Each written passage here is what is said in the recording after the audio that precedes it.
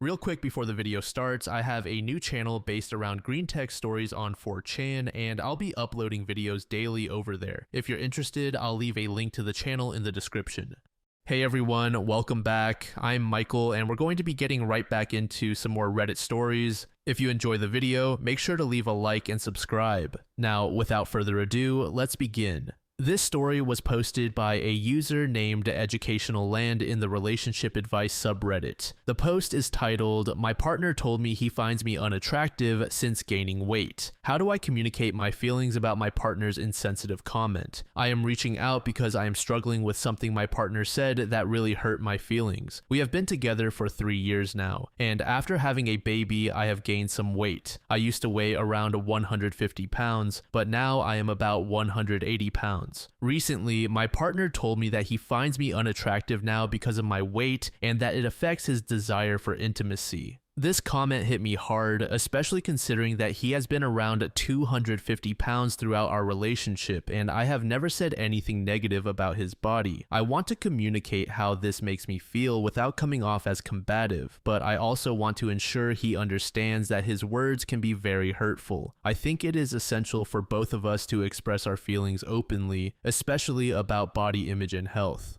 What I am looking for: advice on how to approach this conversation, suggestions for expressing my hurt while also being open to his perspective, tips on fostering a more supportive dialogue about body image and attraction. Has anyone dealt with a similar situation? Your insights and advice would be greatly appreciated. Thank you." Update. So I tried to have a mature and kind conversation as suggested by so many of you kind people. I essentially said, "The way you spoke to me hurt and made me feel disrespected. However, I am going to take steps to lose weight, not for you, but for my health. I think it could be fun for us to bond together while we diet and exercise together." He said, "Get back to where you were, then we will talk." So yeah, I am still frustrated and still hurt, but I have lost 10 pounds, and I got a job doing something I love, and I am going to leave once I am quite a bit thinner and have money saved up. Thanks for all the advice. I am relearning my self-worth one barbed comment from him at a time, as weird as it sounds, and I have gotten teeth of my own, for those who were wondering. Our East said he has dating apps on his phone, seeking men. He most likely used OP for having a baby and is now looking for an excuse to ditch. Mialcleo said, "I let him hammer me down until there was nothing left. I think she hits the nail on the head. I believe he tried to destroy her confidence and self-worth so she would not leave him while he could do what he wanted. As a stay-at-home mom, she was financially dependent, even more so when he convinced her to invest her savings in the house. What a scary situation. As much as I understand her plan, I hope he does not escalate further if he sees her losing weight and starting a job. This is not a good partner. He does not like or respect her, and if he feels that violence is the best way to break her, he will not hesitate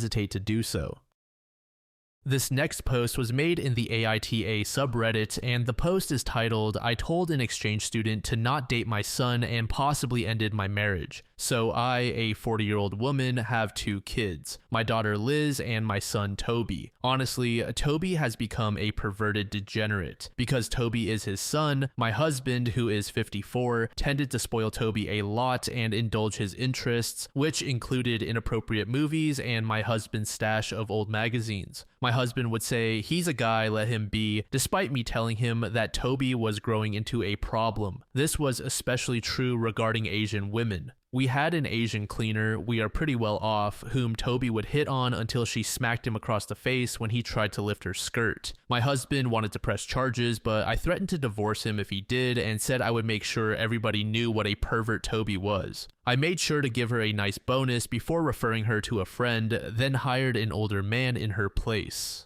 Toby sulked for 3 months after that. I can already hear the comments, why threaten divorce when you could just do it? It's because I didn't want to uproot Liz. I have been saving a small chunk of the weekly grocery money since she was born and have a lot saved in a secret account. I originally planned to get the best divorce lawyer once Liz goes to college and then leave him, but considering everything that happened these past few hours, I may need to move my plans up. I realized I was basically groomed not long after Toby began exhibiting that problematic behavior, and I think fetishizing exotic women is hereditary, as my husband is white and I am Latina. Most of the community knows I was groomed, so I have a lot of friends in the neighborhood because of it. They serve as my eyes and keep Toby in check while in public, something he makes clear annoys him. Anyway, our neighbor recently had his prior exchange student come back for a visit. He hosted her a few years back. For the sake of this story, I will call her Kimi.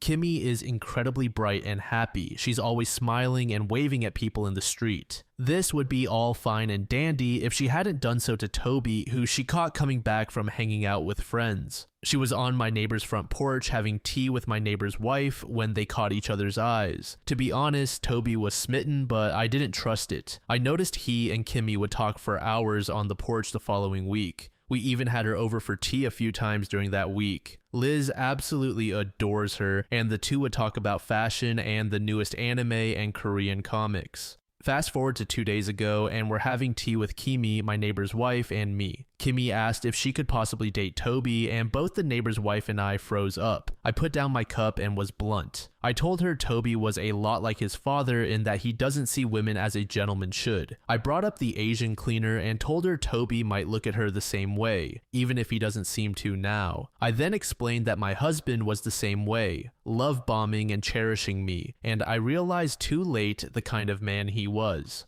My neighbor's wife cut in, saying that she knows I had tried to set Toby straight, but some nature is too strong to change. I finished by saying that if she did decide to date Toby, I would be honored. I also informed her that I would have her back if Toby ever tried to pull anything shady, and so would most of the neighborhood. Kimi silently nodded, seemingly understanding. Now, Kimi is ignoring Toby. She came over this morning to pick up Liz for a shopping day, and Toby tried to say hi, but she just ignored him and told me goodbye before Liz shut the door. Toby mumbled a slur while pouting, and I had enough. I rolled my eyes and said something along the lines of, "And that's why I warned her about you." I honestly didn't mean to slip up, but I was exhausted from not sleeping. I have chronic migraines. Toby looked at me and it looked like heartbreak, but I looked him straight in the eyes and told him, "I tried to make you a gentleman, but you and your father kept acting like perverted asses. If you want to blame anybody, blame your father. He allowed you to become this way." Toby stormed to his room, and I got a text from my husband an hour later asking why I would sabotage my own son like that. I texted back basically the same thing, that I had enough of Toby looking at women like objects, and if my husband had been a good father, I wouldn't view my son as a pervert. We had a chance to fix his behavior, but he enabled him. My husband is now furious with me, and Toby has yet to leave his room. Liz and Kimi are still out, and I texted my neighbor's wife to ask if the two can sleep over at her place, since I have a feeling my husband is already going to start a fight with me. The neighbor offered to come over and act as a mediator and shield. He's a big guy, and I took him up on that offer. I'm shaking, I'm scared, and I probably imploded my marriage. All because I warned a very kind girl about the kind of boy my son is. I feel like I'm about to throw up. I have no idea what my husband is going to do or say. All I know is he's mad, Toby is mad, but Liz and Kimi are safe. My neighbor said he's going to be over before my husband gets home, and I honestly am left wondering if what I did is actually for the best. Update. Firstly, Toby is my son. I think a lot of people were under the impression that he was just my husband's son. I guess I worded that strangely. Second, everything I have done to try to prevent any form of escalation of Toby's behavior was dismissed by my husband. Any punishments were immediately reversed when he got home. Third, I got Toby tested for any form of mental disability after his first expulsion. He has been expelled twice, and he is neurotypical as far as the tests go. I had him tested for attention deficit hyperactivity disorder, autism spectrum disorder, obsessive compulsive disorder, and borderline personality disorder. Fourth, my husband has never been violent towards my children or me. If he's upset, he directs that energy to something else or an activity. Fifth, it feels like a lot of people thought I was stealing from my family by skimming money from the grocery budget. But it was just spare change and notes from after my shopping trips. It is not like I was stealing the entire grocery budget. And finally, yes, I can hear and understand the questions of why I have not left or why I did not do this sooner. It has taken a lot of talking between my family, friends, and now you people on Reddit for me to realize that Liz and I did not deserve this, especially Liz. Now, for an update, I am filing for divorce. I packed Liz up and took her back to my home country for a girls' time with her cousins. While there, I had virtual appointments with 2 different lawyers from the same firm.